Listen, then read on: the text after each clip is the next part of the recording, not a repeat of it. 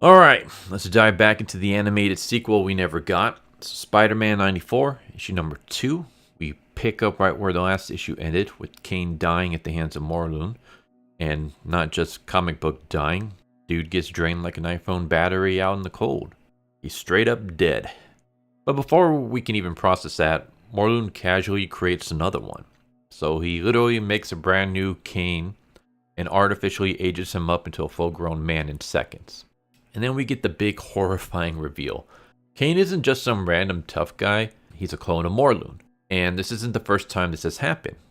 Morlun drops this pretty chilling line. He says, "I pray you know a full life as my loyal servant and my friend, but your degeneration, the ticking clock of your inevitable doom, always begins at the moment of your birth, which means you are both my greatest triumph and my most tragic failure." So yeah, let that sink in. Kaine's entire existence is a cosmic horror loop.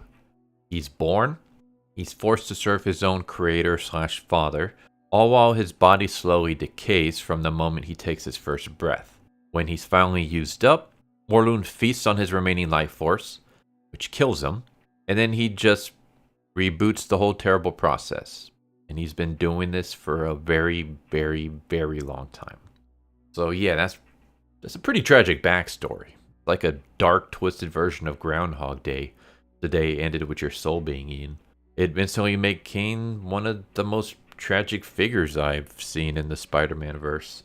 So yeah, while all that dark, extensional horror's going on, we smash cut to a completely different genre of comic, where we see Spider-Man swinging through the city like a normal day. And then a banana explodes next to him. Yeah, you heard that right. Exploding banana.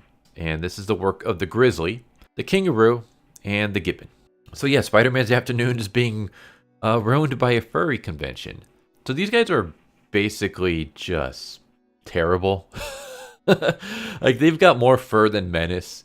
The thing is, they're not really bad guys in the traditional sense, I guess. So we quickly learn that these guys are the definition of jobbers. They're Z-list villains. They've never actually heard of a civilian. They've never successfully robbed a bank. Kind of just there. They're losers. They're just guys trying to make a name for themselves. Spider-Man's the only guy who will ever notice them. And speaking of Spider-Man, he actually feels bad about having to beat him up. He's going through the motions, he's cracking jokes, but you can tell he's really thinking, do I have to punch these dudes?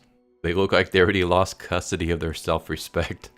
But still, he takes them down until boom, another guy jumps into the mix. A dude in a frog suit dropkicks Spider-Man from behind. This is the lethal leapfrog. And so now our Furry 3 becomes the Furry 4. And he looks exactly as ridiculous as he sounds. He's just a dude in a green frog suit. My man hops straight out of a Chuck E. Cheese nightmare. But before Spider-Man can really get into the rhythm of this ridiculous beatdown, the mood shifts instantly because Morlun shows up. And while all that chaos is happening, we cut to Mary Jane. And she's meeting with her aunt. Let's just say the woman does not have the warmest opinion of Peter. She starts dropping little comments like, you can do better and he's not stable. Basically your classic family sabotage arc.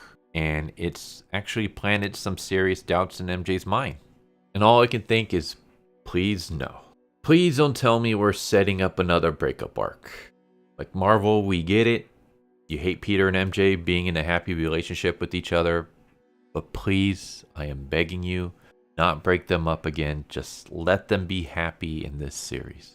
Anyways, back to the action. Morlun starts wrecking people, specifically the Furry 4. Speaking of furry, if you hear that little humming, that is my cat who wants to jump on my lap and is purring like crazy.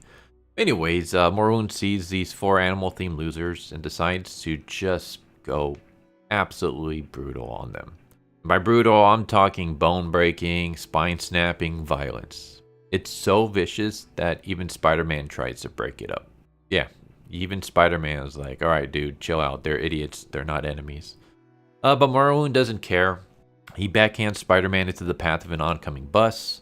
It looks like our hero is about to become a pancake when the when the lethal leapfrog in a genuinely cool moment, leaps in and saves him. And Leapfrog says, "A little friendly fracas is one thing. Standing around while you get flattened by a truck, I'd never forgive myself." And I kind of love this. It's so dumb, but it's kind of awesome. And that's kind of the charm of this series. It's self-aware enough to have fun, but not so ironic that it loses its heart. Not only that, but it also immediately establishes Morlun as a threat so universal that even Spider-Man's silliest villains are teaming up with him in order to take out this new threat. But the horror isn't over. Morlun grabs the grizzly and breaks his back. And then he starts to siphon the poor guy's life force. Spider-Man breaks up this act and he tells Leapfrog and Kangaroo to get Grizzly to a hospital while he stays behind to hold off this soul-sucking vampire. And that's when we cut to Aunt May, and this is where things get a little bit emotional. We see that she's watching old movies of Peter and Uncle Ben, so we just kind of have this quiet, nostalgic moment. And then Mary Jane shows up, and she's clearly upset, and Aunt May immediately notices. And MJ confides in her about her aunt and what she said earlier. And May is like, yeah, I figured that might happen. And then out of nowhere, Aunt May drops a bombshell. She knows that Peter is Spider-Man. Yeah, that's a pretty massive reveal. How long has she known? How is she dealing with it? I don't know. This kind of opens up a whole new emotional dynamic that I'm kind of excited to see play out. And there's some more, but I don't want to spoil everything. So my final thoughts. I liked this issue. It's not a masterpiece, but it's fun. The issue is kind of a wild ride that shouldn't have worked, but did. Like, we went from soul-crushing cosmic horror story to a slapstick fight with animal-themed jobbers to exploding bananas, a legitimately touching moment of villainous heroism, and then we capped it off with some heartfelt drama and a massive reveal from Aunt May.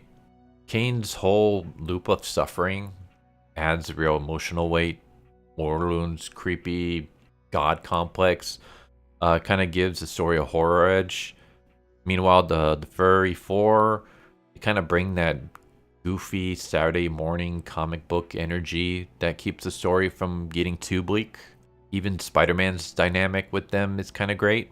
Like, he's not completely mocking them, he's actually kind of empathizing with them. He doesn't really see them as monsters, he sees them as people.